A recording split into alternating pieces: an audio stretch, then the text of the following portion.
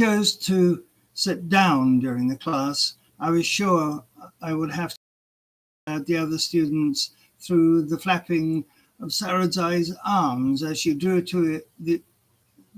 attention to the fact that she the answer. She was also determined and failed to allow other students, especially the boys, to crush her spirit. Needless to say, she was respected but not much loved by her classmates, a sort of Hermione Granger figure in real life. One weekend in February, there was a knock at my door. As with Bradley on Saturdays, students were assigned to assist teachers in cleaning or chores. There was a strict gender control in place, so it was surprising to see Sarudzai standing at my door, accompanied by an older woman whom I had not previously met.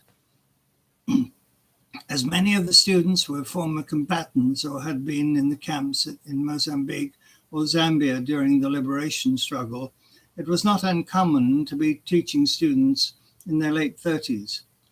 "May I come in, sir?" asked Sarudzai. "I might get into trouble if you do that," I answered. "It's okay, sir. This is my mother. She is with me, so you will not have a problem, sir." I greeted her mother, clapping hands together and slapping hers in the traditional manner, and invited them into the living room. I placed a kettle on the stove and soon had tea and sugar ready for them. "Now, what can I do for you?" I asked. "My mother goes to Botswana and buys things. This is how she pays my school fees. We came to ask you if you could give us money."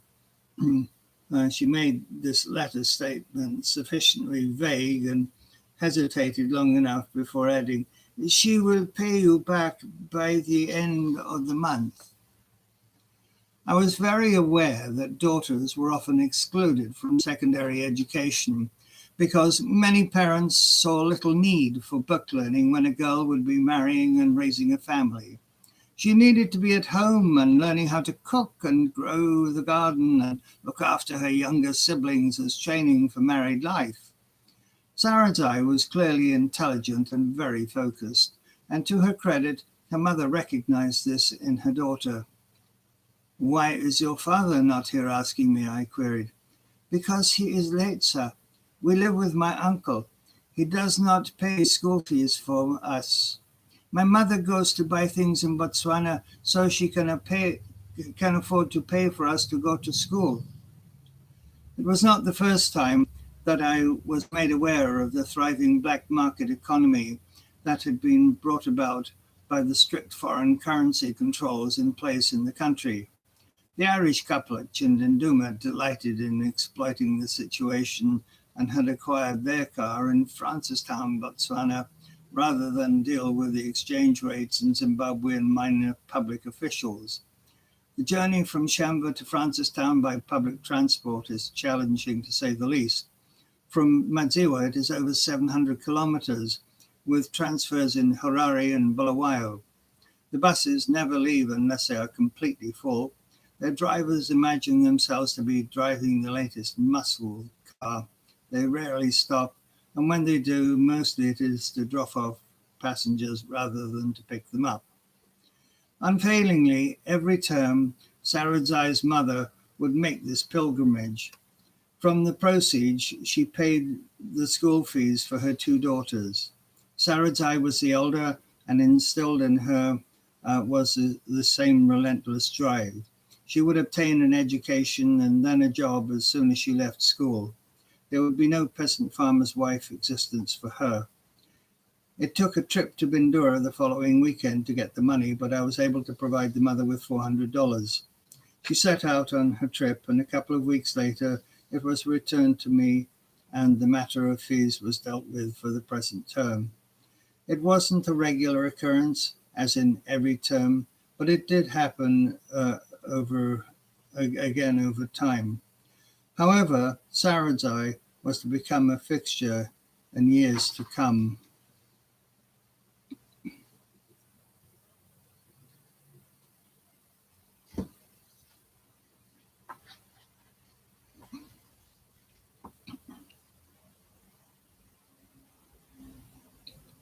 After the Easter holidays, whoops.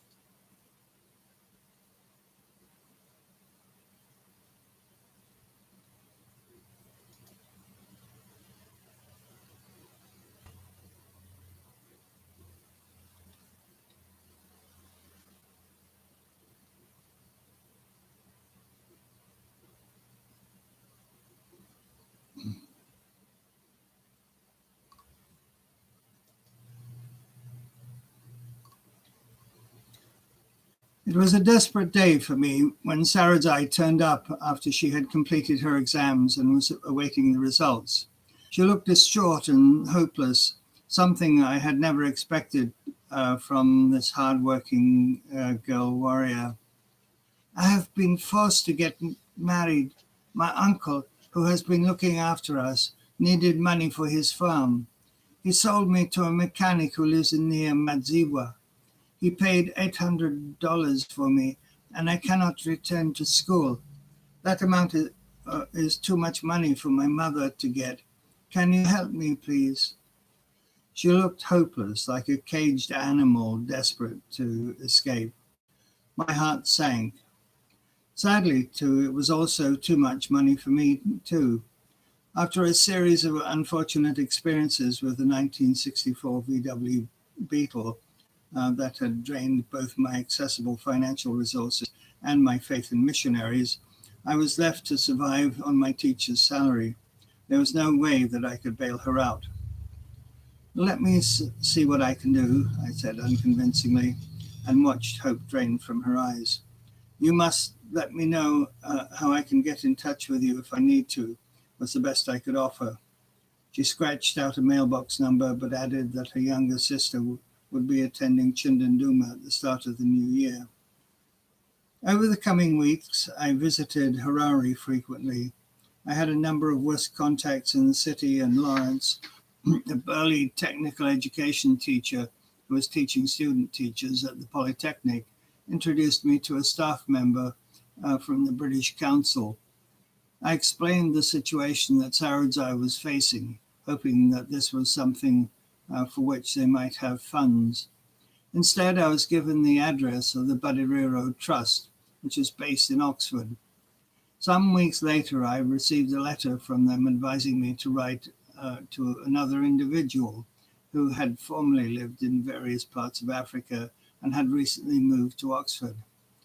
Geraldine is a retired teacher, I was told, and she is quite interested in women's issues.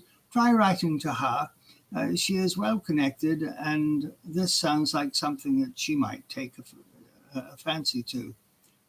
I thanked them and sent another letter off to Oxford and an accompanying letter to an older and distant cousin who had worked as a priest in Johannesburg before getting himself kicked out for his involvement in the Kensington Underground. After the final falling out with Mr. Maeda, the headmaster at Chindanduma, and the subsequent transfer to Matumba, my list of communications were cut off, and I was unsure of how to connect with Sarudzai. One day, a few weeks later, I was clutching a check for $800. I was thrilled when the money had arrived, but the whole process had taken 5 months. What cemented the deal, I discovered, was a trip to see him on a trip to see him was my relationship with Tom Cumber, now a chaplain at Oxford, and who had vouched for my good name and character. I sent a letter to the mailbox that she had left for me, and then I waited for 2 weeks for a response to my letter to Sarudzai, but no reply came. I suspected that the family would not pass on any letters to her now that she was a married woman. However, in Africa, there's always the jungle telegraph. Sooner or later, someone shows up. One Friday afternoon, I was in the market of Madziwa when I ran into Kate. I asked her to pass the message on to Sarudzai's sister, Sophie.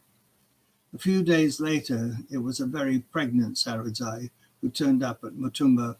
She had no choice about getting pregnant, but she did return to her mother's compound, where she delivered a healthy daughter. I later learned that the uncle had decided he was onto a good thing and wanted to sell her off again once she had delivered. However, according to Sarudzai, her mother had stood up to him like a lion protecting her family with a machete in hand. A whole year after her classmates had moved into the sixth form, she rejoined them, all the more reviled because she had been married, because she was a mother, and because she was willing to put education ahead of either of them.